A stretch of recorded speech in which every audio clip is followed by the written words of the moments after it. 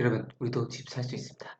안녕하세요. 부동산 사기당했던 경입니다. 자, 일요일 뉴스를 한번 볼게요. 자, 기준금리가 연말 2.5% 간다. 이자 27조 원이 드러나고 1인당 130만 원 늘어난다고 하네요. 금리가 계속해서 올라간다는 건 계속해서 얘기가 나오고 있는데 한번 내용을 한번 다시 볼게요. 자, 하는 총재가 중립금리까지는 올려야 된다. 바람 등의 시장이 눈높이가 쑥 올라왔다. 연말은행 대출금리가 8% 근접 가능성이다. 그다음에 1년 이상 대출이면 고정금리가 유리하다고 얘기를 했네요. 자, 앞으로 수개월간 5%대 물가 상승률이 이어지고 미국까지 그 빅스텝 0.5%를 올리는 거죠. 두세 차례 밟을 가능성이 커지면서 국내 기준금리와 대출금리도 연말까지 22년 연말까지 가파르게 오를 것으로 예상된다고 합니다. 그래서 중립금리 수준으로 기준금리가 수렴해야되도록 한다. 이창용 한국은행 총재 발언 등을 근거로 금융통화위원회 금통위에서 앞으로 연말까지 한 0.25씩 세 차례 정도 추가 인상을 통해서 기준금리가 한 2.5%까지 올릴 가능성이 큰 것으로 보고 있습니다. 그래서 대출자 입장에서 기준금리 인상이 시작된 작년 8월 이후 올해 말까지 약 1년 6개월새 불어난 이자만 1인당 130만에 이를 전망이라고 하네요. 그래서 중립금리는 경제가 인플레이션, 디플레이션 압력이 없는 잠재 성장률 수준을 회복할 수 있도록 하는 이론적인 어떤 중립적인 이론적인 금리 수준으로 얘기를 이해하시면 될 것 같습니다. 자, 연내 3차례 인상 전망이 지금 계속 줄여 나오고 있다. 총재 발언 등에서 매파 신호가 나온다고 합니다. 그래서 지금 26일 금통위가 기준금리 0.25% 다시 올린 이후에 시장에서는 연말까지 기준금리가 한 2.5% 정도 예상을 하고 있어요. 그래서 지금 모건 스탠리는 경제전략 보고서에서 하느니 7월, 8월, 10월, 7, 8, 10월 있네요. 0.25씩 3번 정도 인상을 해가지고 3번 정도 인상을 해가지고 2.5% 정도 될 것 같다. 이렇게 보고 있어요. 그래서 중립금리 먼저 도달한 뒤 이후 중립금리 이상으로 기준금리를 인상할지를 판단하겠다고 말한 것은 이전보다 매파적인 발언으로 느껴진다고 하네요. 그래서 하느니 물가 상승에 대응하기 위해 중립금리 수준에 수렴하도록 기준금리를 정상화해야 된다면서 매파적 사전 안내를 했다는 해석과 함께 연내 3차례 추가 인상 연말 2.5를 전망하고 있다. 이렇게 보면 될 것 같습니다. 자, 그래서 기준금리가 높아지면 그만큼 은행 등 금융기관의 조달 비용이 늘어나고 결국 금융기관이 소비자에게 적용하는 금리도 올라갈 수밖에 없다. 그래서 지금 가계 신용 빚 통계에 따르면 올해 3월 말 기준 가계대출은 모두 1,752조 7천억 원에 이른다고 하네요.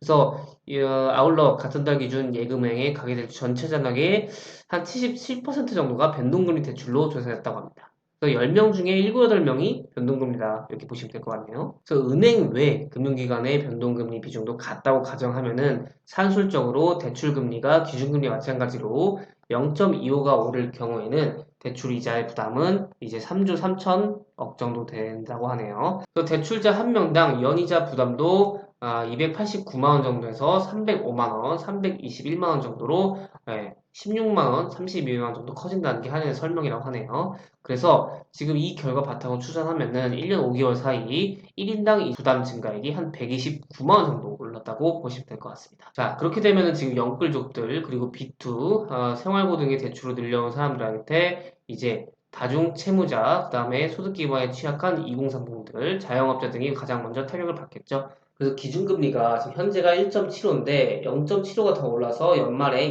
2.5 정도 이르면 주담대의 최고금리, 최고금리죠. 최고금리도 한 8%에 근접할 것으로 보인다고 합니다. 자, 당분간 금리가 계속 오를 것으로 예상되면은 일반적으로 대출자는 변동금리보다 고정금리를 선호하지만 최근 시장에서 반대 현상이 나타나고 있다고 하네요. 그래서 최근 한은 통계에 따르면 3월 은행권의 신규 취급 가계대출 가운데 고정금리 비중은 한 20% 정도로 오히려 조금 떨어졌다고 하네요. 그래서 당장은 고정금리가 0.5%포인트 안팎으로 높기 때문인데 연말까지 가파른 금리 상승이 예상되는 만큼 한 1년 이상 장기 대출자를 하면 고정금리가 유리하다는 게 전문가들의 조언이라고 하네요. 그래서 지금 시중은행 대출금리 현황을 보면은 지금 이게 회색이 21년 말이고요. 그 다음에 지금 파란색이 21년 5월 말인데 지금 주담대 변동금리, 그다음에 주담대 고정금리가 있고 신용대출 금리가 있죠. 신용대출 금리도 지금 저점과 고점이 다 이렇게 올라간 걸 볼 수 있고 당연히 주담대 고정금리도 이렇게 올라간 걸 볼 수 있어요. 그리고 변동금리도 변동금리 지금 여기 약간 살짝 3.7에서 3.55 정도로 됐는데 이것도 올라갔고 지금 어쨌든 변동금리는 뭐 3.55에서 5.35 그다음에 고정금리가 4.05에서 6.39로 이게 좀 더 높긴 한데 아무래도 지금 금리가 더욱더 가파르게 상승할 것이라고 생각하다 보니까 고정금리 선택하는 사람이 조금 더 많아졌다. 이렇게 보시면 될 것 같고 아무래도 주택이 더 지금 떡락할 것 같고 금리 올라서 굉장히 다 망할 수도 있다. 이렇게 하시는 분들은 주택을 사시는 건 조금 고민을 해보시는 게 낫겠죠.